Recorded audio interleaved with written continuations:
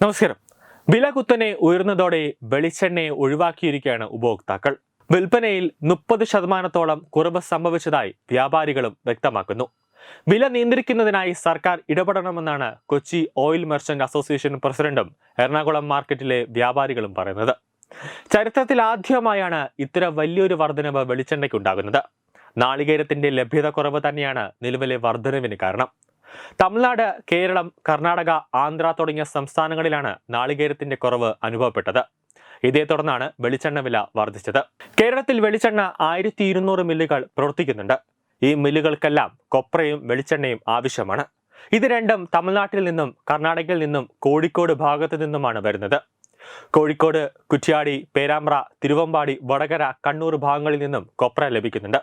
എന്നാൽ കൊപ്രയുടെ ലഭ്യത കുറവാണ് കേരളം ഇതര സംസ്ഥാനങ്ങളെ ആശ്രയിക്കാൻ കാരണം. നാളികേരത്തിന്റെ കുറവിന് പുറമെ ഇളനീരിനായി കരിക്ക് ധാരാളമായി ഉപയോഗിക്കുന്നുണ്ട്. ഇതിനു പുറമെ മൂല്യവർദ്ധിത ഉൽപ്പന്നങ്ങൾ, തേങ്ങാപ്പാൽ, തേങ്ങാപ്പൊടി, വെർജിൻ കോക്കനട്ട് ഓയിൽ എന്നിവ ധാരാളമായി കയറ്റുമതി ചെയ്യുന്നു. ഇത്തരം മൂല്യവർദ്ധിത ഉൽപ്പന്നങ്ങൾക്ക് ഇവിടെയും ആവശ്യക്കാർ ഏറെയാണ്. ഇതിനുവേണ്ടിയും ധാരാളം നാളികേരം ഉപയോഗിക്കുന്നു. ഇതും നാളികേര ലഭ്യതയെ വലിയ രീതിയിൽ ബാധിക്കുന്നുണ്ട്.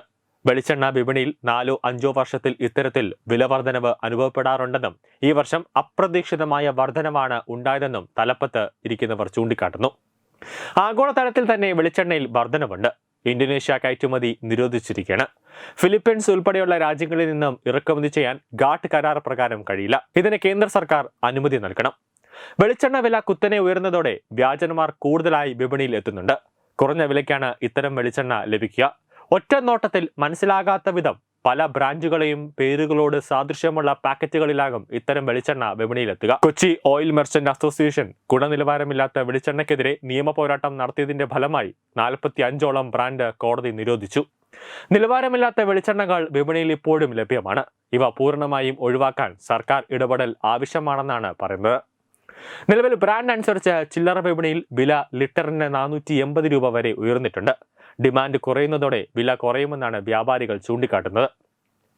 അതേസമയം വില 600ലേക്ക് എത്തുമെന്നും പ്രവചിക്കുന്നവരുണ്ട്. ന്യൂസ് ഡെസ്ക് തത്വമൈ TV.